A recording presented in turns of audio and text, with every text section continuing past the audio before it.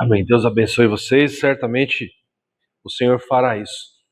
Irmãos, o texto de hoje é um texto que eu peço para você abrir a sua Bíblia e acompanhar. Um texto dentro do Sermão do Monte, ou Sermão da Montanha, Mateus capítulo 6, versos 5 até o verso número 15. Mas antes de ler propriamente esse texto, eu queria que você prestasse atenção em uma coisa. Se você está com a sua Bíblia aberta, o Sermão da Montanha, ele inicia onde? Ele inicia no capítulo 5, não é verdade? E olha o que é que diz lá no capítulo 5, versos 1 e 2. Vendo Jesus as multidões, subiu ao monte, e como se assentasse, aproximaram-se os seus discípulos, e ele passou a ensiná-los, dizendo, e aí ele começa os ensinos que estão dentro deste bloco de ensinamentos, talvez um dos mais famosos de Jesus. E este sermão, ele encerra lá no final do capítulo 7. E no final do capítulo 7, a partir do verso 24, o Senhor ele diz que todo aquele, pois, que ouve estas minhas palavras e as pratica, será comparado a um homem prudente que edificou a sua casa sobre a rocha. E caiu a chuva, transbordaram os rios, sopraram os ventos e deram com ímpeto contra aquela casa que não caiu, porque foi edificado sobre a rocha. Todo homem que ouve as palavras e as pratica. Agora, e todo aquele que ouve estas minhas palavras e não as pratica, será comparado a um homem insensato que edificou a sua casa sobre a areia. E caiu a chuva, transbordaram os rios, sopraram os ventos e deram com ímpeto contra aquela casa e ela desabou, sendo grande a sua ruína. Então, olha só que responsabilidade a gente lê um texto, toda a palavra, na verdade, mas ainda mais este trecho aqui do Evangelho, como ele deixa isso claro para nós. E o que é que fica claro? Fica claro a intenção do Senhor em que não sejamos apenas ouvintes negligentes, mas homens e mulheres que praticam tudo aquilo que o Senhor colocou aqui. E o que é que ele colocou para nós hoje? Então, Mateus 6, a partir do verso 5. Como se deve orar? A gente vai falar de oração nessa noite aqui.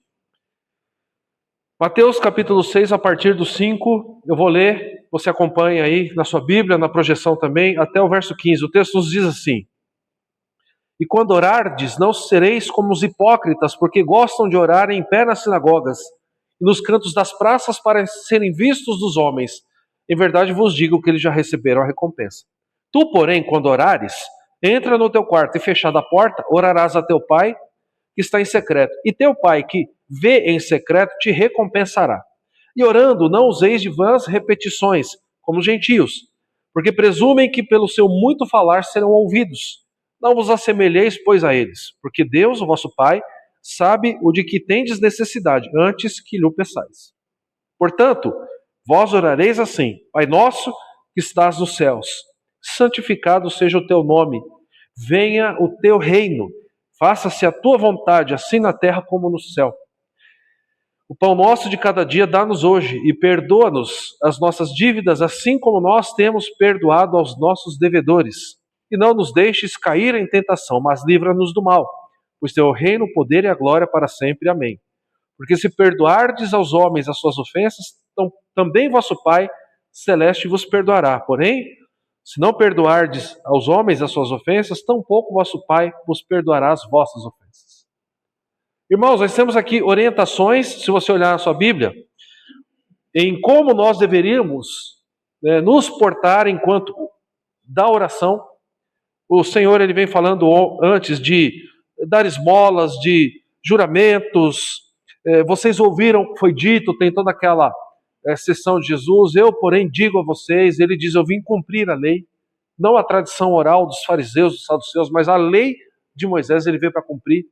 E aqui, nesse momento, em primeiro lugar, aí do texto lido, dos versos 5 até o verso de número 8, ele traz orientações como deveríamos orar, e ele coloca depois um modelo de oração para nós, que não deve ser entendido como um mantra. Às vezes a gente pensa, eu tenho que, vou repetir 10 vezes a oração do Pai Nosso, que eu vou ser abençoado. Não é para fazer assim. É para a gente perceber aqui o que o Senhor deseja. E a palavra que Deus trouxe para nós, colocou no meu coração para que a gente pudesse meditar hoje, e o tema da mensagem está baseado nisso, será projetado aqui: venha o teu reino, seja feita a tua vontade. É o texto que está baseado em Mateus 6,10. Olha na sua Bíblia. Venha o teu reino, seja feita a tua vontade, assim na terra como no céu. Então, baseado nisso, venha o teu reino, seja feita a tua vontade. Irmãos, esta é conhecida como a oração do Senhor, e não é apenas uma oração. A gente poderia dizer que ela é uma síntese, né? Ela é uma síntese da teologia do reino de Deus e da vida cristã. Ela nos ensina sobre o que é que o Senhor deseja encontrar na nossa vida, na nossa caminhada, como a nossa caminhada, como a nossa maneira de viver. Aqui nessa oração, Jesus ele estabelece uma ordem que a gente poderia chamar de uma ordem correta para a nossa espiritualidade. Você já parou para refletir em como espiritualidade está na moda hoje? E tinha um pastor que ele dizia o seguinte, é verdade, até hoje, vá numa livraria, né, em um shopping center grande, pegue essas livrarias grandes e você chegue lá na seção de espiritualidade, você vai ver que tem muita coisa lá. Né, Jesus, o melhor psicólogo que já existiu, o melhor administrador que já existiu. Espiritualidade parece que é um assunto que está na moda hoje. Agora, aqui nesta oração, o Senhor ele parece estabelecer para nós uma ordem correta para uma espiritualidade sadia. Eu diria que, em primeiro lugar, ele nos ensina que nós devemos orar buscando a glória de Deus. Para você ter uma espiritualidade sadia, em primeiro lugar, você vai orar pela glória de Deus. Depois, você vai orar com base nesse texto aqui, com base naquilo que o Senhor está ensinando, ele vai orar para que o governo de Deus seja estabelecido. E, em terceiro lugar, para que exista submissão do homem à vontade de Deus. Muitas vezes, nós corremos o risco de fazer da oração a lista de pedidos. A gente, quando vai no mercado, muitas vezes você faz uma lista de mercado, não faz? E se você não parar e refletir, muitas vezes as nossas orações, ou talvez muitas delas, ou algumas, elas estão mais para listas de pedidos a Deus do que em uma busca para que o reino de Deus seja estabelecido, em uma busca para que o Senhor faça a vontade dele. E é isso que o Senhor está nos ensinando aqui. Antes de qualquer pedido pessoal, o discípulo de Cristo, ele vai aprender a clamar pela manifestação do reino e pela realização da vontade de Deus. Não que não devemos pedir, mas nós não devemos apenas colocar pedidos pessoais na oração. Nós devemos buscar, né? E devemos orar pela manifestação do reino de Deus e pela realização da vontade dele. Falando sobre esse texto, João Calvino, grande reformador de Genebra, ele diz assim, que nesta petição, pedimos que Deus governe o mundo pelo poder do seu Espírito, para que todos os corações se submetam voluntariamente à sua autoridade. Ou seja, nós pedimos a Deus que Ele governe o mundo. E aí como a minha avó dizia, bota reparo aí no mundo. O mundo está precisando de governo? O mundo está precisando de ordem? O mundo está precisando de justiça? Nós não olhamos e parece que as coisas estão perdidas. Olhamos para o nosso país e parece que a cada dia que passa, né, o buraco está mais embaixo da corrupção, né, da impunidade. E o que é que o cristão ele deve fazer? Ele deve orar não apenas para que essas coisas acabem, mas para que o reino de Deus seja estabelecido, porque é o reino de Deus que vai trazer transformação.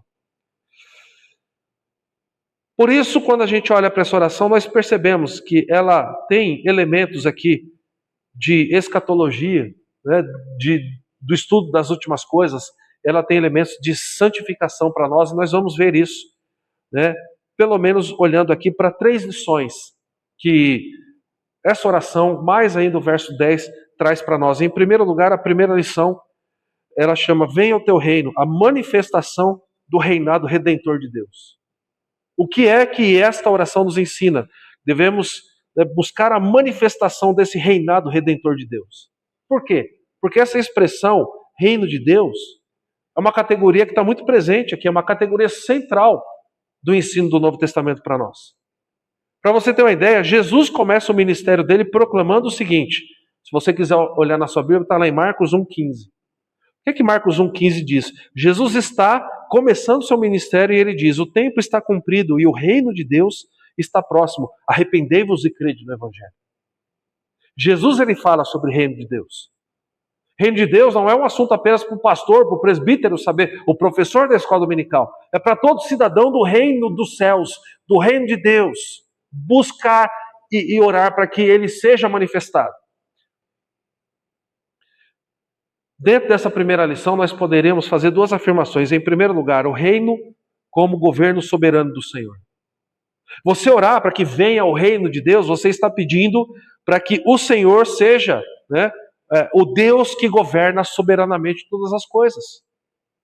Então, nós não estamos e não devemos apenas, por exemplo, olhar para o nosso país e dizer, Senhor, apenas limite ou elimine a corrupção. Não, a gente deve orar e a nossa visão deve ser, Senhor, que o Senhor mesmo governe.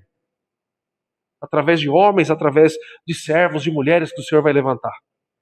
Por quê? Porque, biblicamente, quando a gente olha para isso que nós pedimos, venha o teu reino, nós devemos entender o que é o reino de Deus. O reino de Deus, em primeiro lugar, ele não é apenas um território. Ele não tem apenas essa dimensão, mas é o exercício do governo divino. Quando você ora e quando o Senhor Jesus está dizendo, ore, venha o teu reino, ele não está falando assim, traga um sítio para cá, como se pudesse descer um sítio do céu para cá. Esse é o reino de Deus. Não, é o exercício do governo divino de Deus. Um grande teólogo chamado Herman Bavinck, ele explica dizendo o seguinte, o reino de Deus é o reinado de Deus reconhecido e obedecido pela criação. Dessa maneira, quando a gente pensa em reino de Deus, a gente poderia dizer que ela tem pelo menos duas dimensões. Uma teológica, ou seja, Deus reina, venha o teu reino. Nós devemos entender que Deus reina, e uma dimensão redentiva, ou seja, Cristo restaura esse reinado no coração humano. O problema é o coração humano, Cristo restaura. Dessa forma, meus irmãos, a gente precisa entender que deve fazer parte da nossa oração, do nosso pedido a Deus, para que este reino seja estabelecido. Você quer ver um outro momento em que o Senhor ele fala sobre isso? Mateus 12, 28, o Senhor Jesus ele diz assim, se eu expulso demônios pelo Espírito de Deus, certamente é chegado a vós outros o quê? O reino de Deus. Então o reino de Deus é este governo soberano dele sobre as nações, sobre as nossas vidas. Essa é uma dimensão que nós precisamos entender. E nós, como servos do Senhor, como povo reunido, que tem como alegria na vida, né, o exercício do louvor a Ele, o exercício do reconhecimento de quem Ele é, nós somos os responsáveis por orar. Pai, que o Senhor manifeste o teu reino aqui nesse lugar. Que Botucatu conheça, através do teu povo que está aqui, que o reino do Senhor está aqui entre eles. Que nós fazemos parte disso. É isso que o Senhor Jesus ele está ensinando a gente a orar. E ainda, dentro desse pedido, dentro dessa primeira lição, dessa manifestação do reinado de Deus, a gente poderia falar que nós deveríamos entender que nós vivemos uma tensão escatológica, do já e do ainda não. A gente já ouviu falar sobre isso. Já somos santos, ainda não vivendo em uma santidade plena, com ausência de atos de pecado. Nós ainda cometemos. Nós já somos eternos, já vivemos a eternidade com o Senhor, mas ainda cometemos, né, o erro de olhar apenas para esses dias aqui, nos preocuparmos apenas com as coisas que são passageiras. Quando a gente olha para essa tensão escatológica, a gente entende que a Bíblia ensina, a teologia bíblica ensina para nós que o reino de Deus ele possui duas fases, pelo menos. Ela é um reino inaugurado e é um reino consumado. Cristo inaugurou esse reino na sua primeira vinda. Nós já entendemos, escatologicamente, já afirmamos isso aqui, que já vivemos o período entendido na palavra no Novo Testamento como os últimos dias. É um período que se deu, né, e foi inaugurado na primeira vinda do Senhor. Quer ver? Lucas 17, 21 diz assim, o reino de Deus está entre vocês. O reino de Deus está entre nós. Então este é um reino que já foi inaugurado e é um reino que será consumado. Chegará ao seu clímax, ele será plenamente revelado na segunda vinda de Jesus. Quando ele voltar e reunir todos nós, e como nós cantamos, né, estivermos face a face com ele, formos recebidos, e quando ali os perdidos serão deixados de lado, e nós seremos levados, né, estar na eternidade com o Senhor.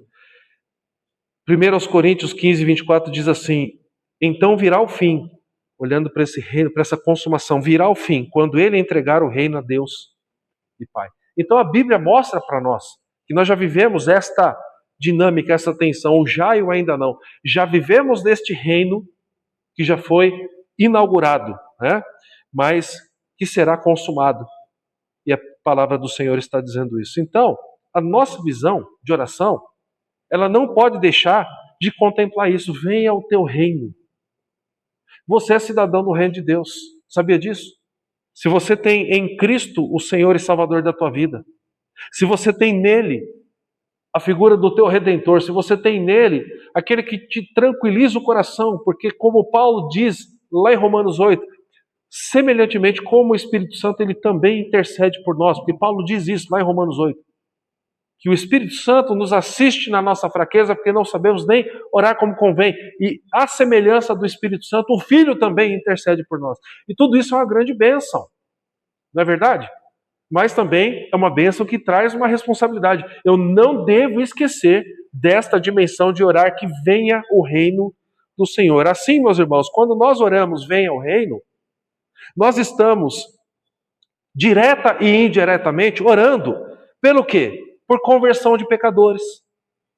Porque quando o reino de Deus vem, né, aqueles que são escolhidos e que foram, assim como nós, antes da fundação do mundo escolhidos, mas que ainda não se deram conta disso, eles serão convertidos. Então a gente tem que orar por conversão de pecadores.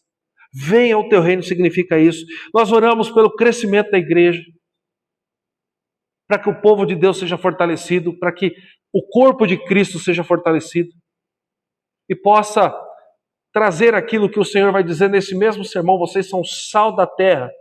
O sal vem para salgar, para preservar, para trazer sabor. Vocês são a luz do mundo.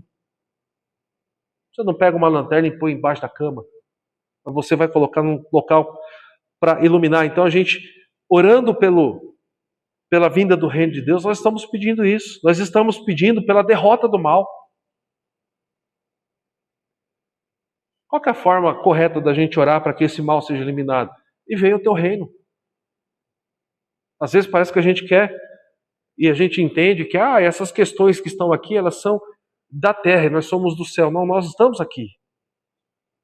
Não peço que os tire do mundo, e sim que os livre do mal. Então a gente ora para que o reino do Senhor venha, porque é o reino de Deus que vai derrotar o mal. E a gente também, orando, venha o teu reino, nós estamos orando. Maranata, vem, Senhor Jesus.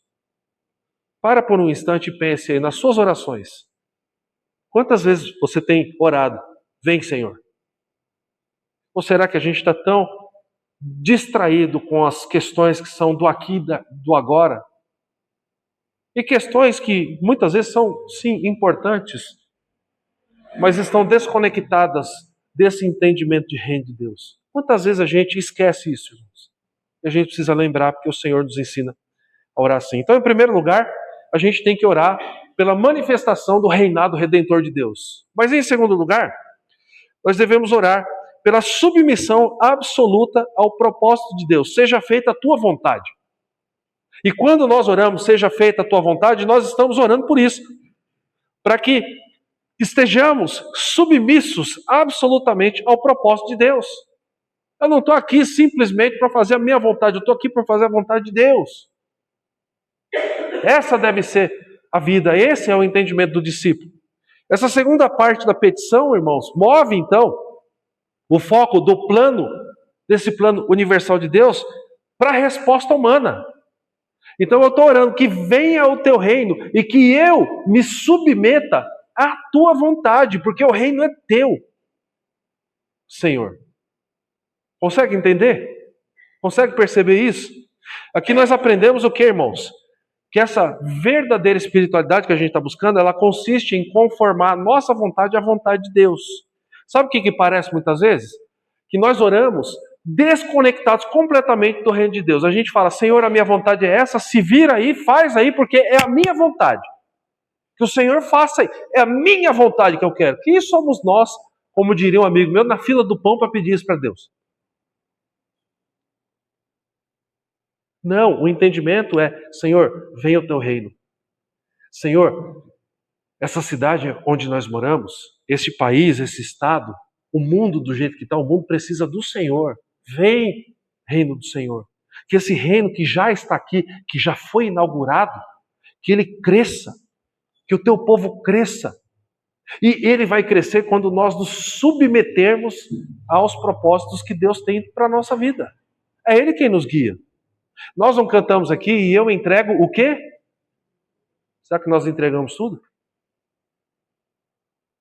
Nunca mais esqueci, falando sobre oração, o dia que a Silvia explicou para nós o seguinte: a oração é como uma carta. Imagine que aqui é uma carta, tá? Eu vou enviar isso aqui, eu vou enviar essa carta, eu vou enviar esse novo cântico no correio. Só que ele está na minha mão, ele está no meu controle, não está? Eu posso até ter já acertado financeiramente, eu já paguei a despesa do envio, mas ele está na minha mão, não está? Se eu pôr ele no meu bolso, ele está no meu controle, não está? Agora, a partir do momento que eu pus o correio, eu já não tenho mais o controle de pegar ele de volta, eu já entreguei. E eu entrego tudo a ti. Então, se nós cantamos verdadeiramente no sentido correto, nós estamos pedindo, vem, reino do Senhor. Nós estamos pedindo para que seja feita a vontade dele na nossa vida. E quando nós entendemos e pensamos sobre vontade, existe em primeiro lugar aquilo que nós chamamos de vontade decretiva de Deus. Estudando a teologia reformada, estudando a palavra, a gente aprende que existe vontade decretiva e vontade preceptiva de Deus. E eu vou explicar o que significa isso, né? São termos que a gente não costuma usar muito, mas que nos ajudam a entender o que é que nós estamos pedindo quando nós oramos de acordo com o Senhor Jesus. Seja feita a tua vontade. Em primeiro lugar, vontade decretiva nada mais é do que o decreto eterno de Deus que governa todas as coisas. E ele tem como base, por exemplo, Efésios 1:11. Efésios 1:11 ele diz assim, que ele faz todas as coisas conforme o conselho da sua vontade. Então nós estamos pedindo para que seja feita a vontade do Senhor. Esta vontade, né, que é vontade de Deus, e ele faz as coisas todas conforme o conselho da sua vontade. Então, isto é o que nós entendemos como vontade decretiva de Deus. Mas o que também nos mostra de que nada pode frustrar essa vontade, nada vai frustrar o plano de Deus. Orar para que venha o reino do Senhor significa a gente orar por uma vontade, né, por um direcionamento de Deus que não pode ser frustrado, porque não é um plano de homem, é um plano de Deus.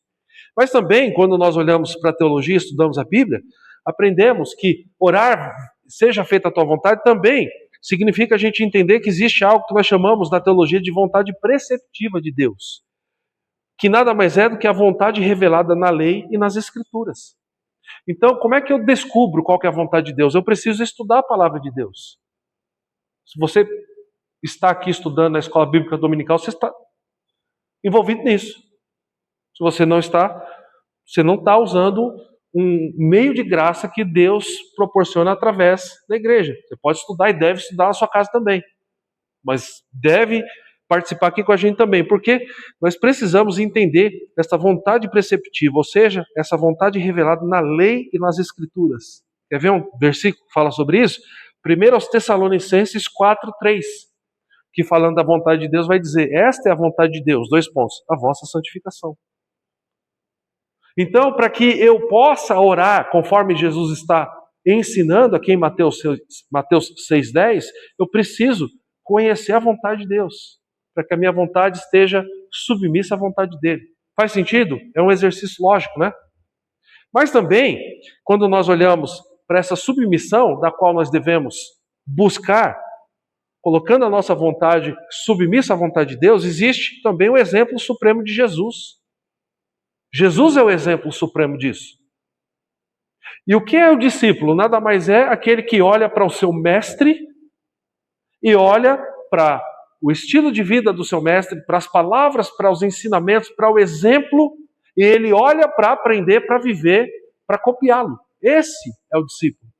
E Jesus aqui, por exemplo, em Mateus 26:39, ele mostra, né, o maior exemplo dessa submissão à vontade, aquele que está ensinando e seja feita a tua vontade, nos deu o maior exemplo dessa submissão no Getsemane. Olha que interessante, aonde?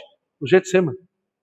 Em Mateus 26:39 ele diz: meu Pai, se possível passa de mim esse cálice, todavia não seja como eu quero, mas sim como o Senhor quer. Ele está colocando a vontade dele submissa à vontade do Pai. E está nos ensinando a fazer o mesmo quando ele diz: venha o teu reino, seja feita a tua vontade. O teólogo calvinista escocês chamado John Murray, ele falando sobre essa vontade, essa submissão, ele diz assim: a obediência de Cristo não foi apenas passiva no sofrimento, mas ativa em perfeita submissão à vontade do Pai. A obediência de Cristo não foi apenas passiva no sofrimento, mas ativa em perfeita submissão à vontade do Pai. Ele se submeteu à vontade do Pai. Ele não apenas ficou paradinho e falou: eu vou obedecer aqui. Ele buscou ser obediente. Portanto, quando nós cristãos oramos essa petição, nós estamos nos colocando aqui, de certa forma, na escola da obediência de Cristo. Eu preciso conhecê-lo. Eu preciso crescer na graça e no conhecimento do Senhor. Eu preciso crescer em santificação. Eu preciso crescer em intimidade com Ele, para que eu consiga submeter a minha vontade à vontade dEle. Como é que eu vou submeter a minha vontade à vontade de alguém se eu não conhecer a vontade dessa pessoa? Imagine que você é contratado para ser um cozinheiro. Tem algum cozinheiro aqui? Quem gosta de cozinhar? Né? Mas aí você é contratado para servir, né, a um senhor, dono de terras, por exemplo. E aí você recebe uma orientação. Você tem que fazer aquilo que ele gosta. Só que tem um detalhe: você não sabe aquilo que ele gosta. Como é que você vai servir? É impossível, não é verdade? E Deus, ele tem esta vontade preceptiva aqui, essa vontade decretiva para a gente se submeter à palavra dele e para a gente orar conforme a vontade dele. Mas existe uma terceira lição também, baseada ainda em Mateus 6,10, que fala sobre o céu como padrão da vida cristã. Olha lá, vai ser colocado aqui. Então, nós também devemos entender isso. A nossa oração, ela deve entender o céu como padrão da vida cristã. Por quê? Porque Jesus acrescenta: assim na terra como no céu. Então, olha lá, Mateus 6, verso de número 10. Venha o teu reino, faça-se a tua vontade, assim na terra como no céu. Essa frase, meus irmãos, ela estabelece para nós o padrão de obediência cristã que o Senhor, ele espera. Sabe por quê? Porque quando a gente olha para a Bíblia, a gente aprende que no céu os anjos obedecem imediatamente a Deus. A gente aprende que eles obedecem imediatamente, eles obedecem perfeitamente e obedecem com alegria. Eu nunca vi um texto falando de um anjo chorando porque ele tinha: hoje está na minha escala de adorar a Deus. Não, você não vai ver isso. Se tem na sua Bíblia, me mostra. Na minha não tem. Né? A Bíblia, ela vai descrever os anjos dessa forma. É uma obediência imediata, é uma obediência perfeita, feita com alegria.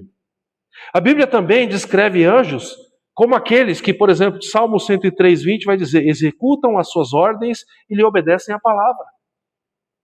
Então, o Senhor, ele quer que nós busquemos aqui, nós que estamos aqui na terra ainda, que nós oremos nesse sentido: que venha o reino do Senhor, que a nossa vontade esteja submissa à tua. Então faças, não a nossa vontade, mas faça-se a tua vontade, assim na terra como é nos céus. Que assim como é nos céus, que seja aqui na terra. É isso que ele está pedindo para nós. Dessa forma, o discípulo, ele pede que a terra reflita o quê? A mesma harmonia e submissão que existem nos céus. E o Senhor, ele espera essa postura de quem?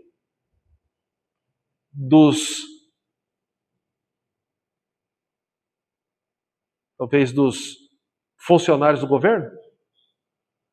Ele espera de quem? Dos universitários, das universidades? Ele espera do seu povo, da igreja. Essa é a expectativa que ele tem. Então, quando a gente olha para essa realidade, né, deste padrão de obediência, de harmonia, a gente vai entender que a vida cristã, ela deve entender e ela deve subentender essa busca por esse reino de Deus. A gente tem que buscar isso. Mateus 6,33 diz: buscai primeiro o reino de Deus e a sua justiça. Olhando para essa expressão, né, assim na terra como no céu, Calvino ele diz: buscar o reino de Deus significa ordenar toda a vida para que Deus reine em nós. Ordenar a vida inteira. Como nós falamos hoje aqui na Assembleia. O Pai não entregou o Filho Jesus Cristo para morrer na cruz para salvar 10% da nossa vida. Por quê? Porque às vezes a gente entende, eu tenho que dar o dízimo, e a gente faz com tristeza, 10% aqui, e aí para os 90%. Não, ele nos salvou integralmente. Ele não quer uma obediência parcial, ele quer uma obediência completa. Mas está fora de moda esse assunto, mas está dentro da Bíblia, não caiu na Bíblia ainda. Que é a nossa regra de fé e prática. Assim, irmãos, a oração, ela deve se transformar num programa de vida cristã para nós. O cristão que ora e o cristão que entende o que o Senhor está dizendo aqui, ele vai orar e vai passar a orar e viver para a glória de Deus. Ele vai passar a orar e viver para a expansão do reino. E ele vai passar, a investir na sua santidade pessoal. Por quê? Porque isto significa orar. E venha o teu reino e seja feita a tua vontade, assim na terra como nos céus. Caminhando para concluir, meus irmãos, essa petição, venha o teu reino, seja feita a tua vontade, Mateus 6,10, nós poderíamos dizer, ela resume todo o propósito da redenção. Todo o propósito para o qual nós somos feitos nova criação diante de Deus. Ela aponta para essas três realidades. Em primeiro lugar, Deus está restaurando o seu reino no mundo. Sabia disso? Será que Deus está parado hoje? Deus está de férias? Acabou a mão de obra dele? Não. Hoje nós estamos aqui, você tem a certeza que tem gente pregando o evangelho em lugares longínquos? Você tem a certeza que tem gente pregando o evangelho dentro das prisões, nos hospitais, no leito de morte, de enfermidade? Você tem a certeza que tem gente pregando a palavra em locais que a gente nem concebe na mente, porque a gente nem sabe que existe? Você tem a certeza que tem gente entregando a vida hoje a Cristo Jesus? Tem gente se arrependendo, mudando, sendo transformada. Porque tem gente pregando, porque tem gente orando para que isso aconteça, porque tem gente orando, venha ao teu reino, seja feita a tua vontade. Em todos os cantos do mundo isso tem acontecido. Deus está restaurando seu reino no mundo. Em segundo lugar, uma outra realidade que essa petição nos mostra: Cristo governa o seu povo pela palavra e pelo Espírito. A vontade dele está aqui, irmãos. A vontade dele está aqui. Irmãos, nós investimos em tanta coisa, não é verdade? É graduação, pós-graduação, mestrado, doutorado, pós-doc. E às vezes a gente não compra um livro que vai nos ajudar a entender mais um pouquinho sobre a palavra de Deus. A gente não investe. A gente entra no YouTube e assiste tanta coisa. E tem tanta coisa boa para ser aprendida lá. Mas parece que quando é para o reino de Deus, parece que a gente desliga o disjuntor, sabe? Do entendimento de que eu preciso investir nisso. E muitas vezes fica até fácil da gente perceber isso. Quando? Quando alguém chega para você e fala: por favor, ora por mim, e coloca só pedidos que são terrenos e são passageiros. Aí a gente pensa assim, provavelmente essa pessoa não está percebendo que ela é um cidadão, é uma cidadã do reino de Deus, que tem que orar, venha o teu reino, seja feita a tua vontade, que tem que se preocupar com a glória ao nome do Senhor, que tem que se preocupar para que as pessoas o conheçam. Porque se não conhecerem Jesus, não entregarem a vida, vão morrer, vão para o inferno. A gente tem que perceber isso. E em terceiro lugar, uma terceira realidade que essa petição nos apresenta, de que a história caminha para a consumação final do reino. Esses dias eu ouvi assim, por que Jesus demora para voltar? Porque ele está dando oportunidade de arrependimento para pessoas. Ele está dando oportunidade para o seu povo se levantar e pregar a palavra, mas ele vai voltar. Não pense o contrário. O Senhor vai voltar. E quando ele voltar, tem gente que tem uma ideia de que todo mundo vai para o céu. Tem gente que tem uma ideia de que Jesus, sabe aquela pessoa que com o perdão da palavra, é tão boazinha que a gente fala assim, é bobinha. Sabe aquela pessoa? A gente às vezes acha que Jesus é assim, ai, tudo bem, né? E que eu vou salvar todo mundo, eu não vou deixar. Não, tem gente que vai para o inferno, porque não crê nele, porque zomba dele. Paulo, aos Tessalonicenses, fala sobre pessoas que vão para o inferno porque não conhecem, e outras que não se entregam ao Evangelho do Senhor Jesus Cristo. Está lá, acho que na primeira ou na segunda carta aos Tessalonicenses. Acho que é a segunda carta, capítulo 1. E Deus ele vai tomar vingança contra eles. Leia, está lá. Então nós devemos orar. Nós, a igreja, é quem deve orar para que venha o reino do Senhor e para que seja feita a vontade. Você ama o seu país? Ore, venha o reino do Senhor. Você ama a sua família? Você quer ver as pessoas entregando a vida a Cristo? Ora, venha o teu reino, seja feita a tua vontade.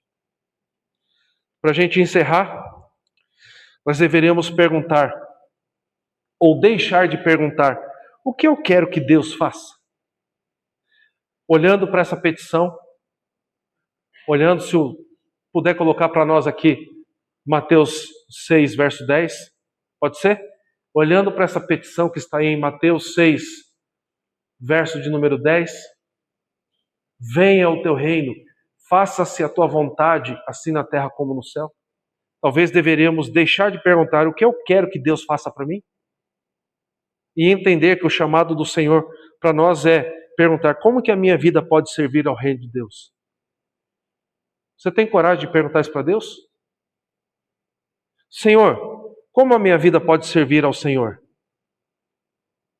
Porque essa é a vontade do Senhor para nós. Por isso, a oração termina apontando para a esperança escatológica da igreja, que está também bem clara para nós lá em Apocalipse 22, 20. Amém. Vem, Senhor Jesus. Vem, Senhor. Irmãos, preste atenção nas orações que você faz a Deus. Valorize a oração. Às vezes tem gente que, eu não sei se, talvez você tenha falta de tempo, talvez você tenha excesso de coisas para fazer, ou pode ser que exista também um certo desinteresse em orar, porque a gente fala assim, vai ter reunião de oração, vem. Ah não, ora por mim lá pelo... A gente sabe que tem gente que não pode, mas pensa com você mesmo, será que eu tenho valorizado a oração como eu deveria? E não é apenas orar, eu diria que nós temos hoje 2 grandes desafios. O primeiro é orar, porque eu não sei se vocês sabem, mas tem igrejas que não tem mais reunião de oração. Sabe por quê? Porque a igreja era aberta e ninguém ia. Graças a Deus não é a nossa realidade. Aqui a gente tem um povo que ora. Mas até vencendo esse primeiro desafio, a gente tem o segundo, que é não apenas fazer da oração petições. Ah, Deus, me ajuda aí, porque está difícil no meu casamento. Me ajuda porque também está difícil na minha saúde física.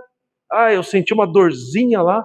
Ou às vezes são coisas muito mais graves, né? E me ajuda também porque financeiramente, sabe como é que é, né? O preço da gasolina está difícil.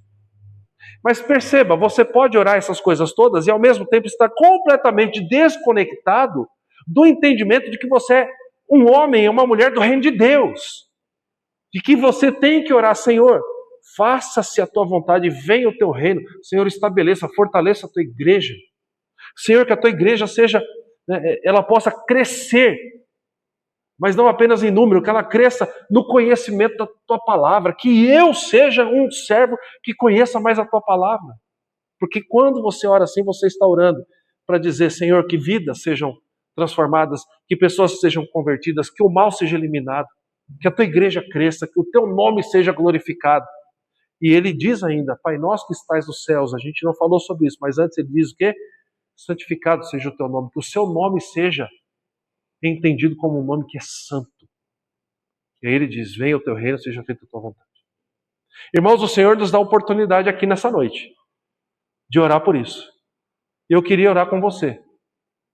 A gente vai caminhar já para o final do culto. Hoje nós teremos ainda a participação da Lígia, que vai vir aqui à frente apresentar sobre o projeto que ela está trabalhando.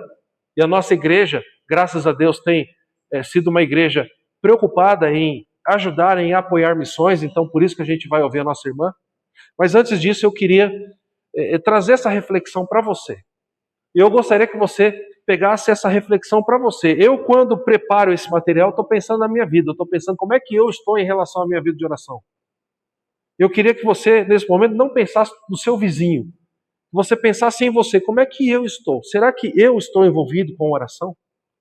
E será que quando eu oro, eu apenas oro para que Deus faça a minha vontade? Será que eu devo parar de orar um pouquinho ou orar somente, Senhor, o que eu gostaria que o Senhor fizesse é isso? Porque, irmãos, a gente deve sim apresentar as demandas a Deus. A Bíblia diz, apresente as demandas. A Bíblia diz que Deus conhece as nossas necessidades e em Cristo há de supri-las. A Bíblia diz que nós devemos pedir, dar-se-vos-á. Ela não diz que a gente não deve fazer isso, mas ela diz que a gente deve orar, que venha o teu reino e que seja feita a tua vontade. Então, existe sim a possibilidade de eu me esquecer disso e fazer da oração apenas um instrumento de uma lista online para Deus. Ah, Senhor, a lista está aí, ó, por favor, se vire e faça isso. Amém. Louvado seja o Senhor. Mas Ele está dizendo, eu espero que vocês orem para que o reino do meu Pai seja estabelecido. Ele está dizendo, eu espero que vocês submetam a vontade de vocês à vontade do Pai, assim como eu fiz. E não seja conforme eu quero, Pai, mas seja conforme o Senhor quer. Se você precisa disso, vamos pedir isso para Ele. Vamos reconhecer a nossa necessidade, a nossa pequenez e vamos orar e vamos colocar isso diante do Senhor. Feche os olhos, vamos orar. Pai, nós estamos aqui, ó Deus, felizes porque o Senhor nos dá a oportunidade de orarmos, de buscarmos a Tua presença em oração, mas pedimos perdão, Deus, porque tantas vezes fazemos deste instrumento de bênçãos apenas uma oportunidade de pedir, ó Pai, coisas que nos vêm à mente, preocupações que estão ligadas à nossa vida passageira e terrena aqui.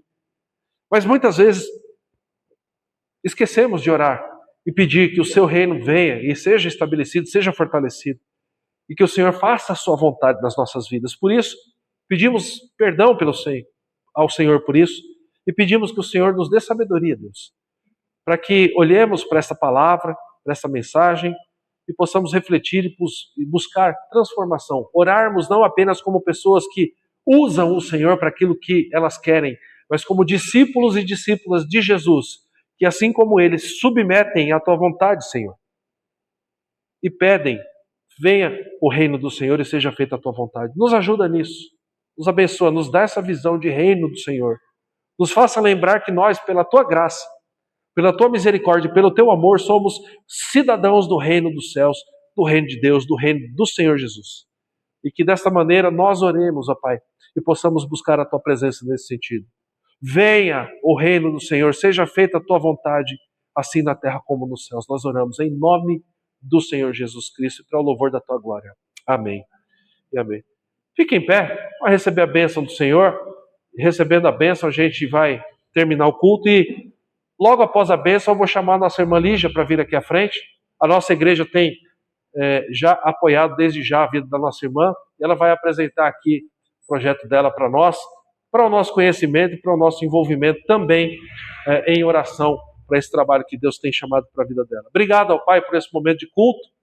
Receba toda a honra, glória e adoração. Obrigado por que estamos aqui e que sejamos homens e mulheres verdadeiros discípulos de Cristo Jesus, que vivem e buscam a Tua vontade e se submetem àquilo que o Senhor tem para a vida de cada um de nós. Nos dá visão do reino do Senhor, nos dá sabedoria, nos dá coragem, ó Pai, para entendermos que existe essa expectativa do Senhor dessa nossa resposta, mas que lembremos também que o Senhor carinhosamente diz, e eis que eu estou com vocês todos os dias até o fim dos tempos.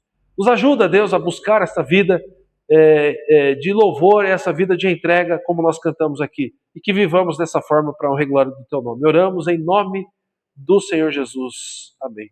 E agora, povo de Deus, que a graça do nosso Senhor e Salvador Jesus, o amor do nosso amado e eterno Pai, que a comunhão, o consolo, a bênção, o ensino do Santo Espírito estejam sobre todos nós hoje, para todos sempre.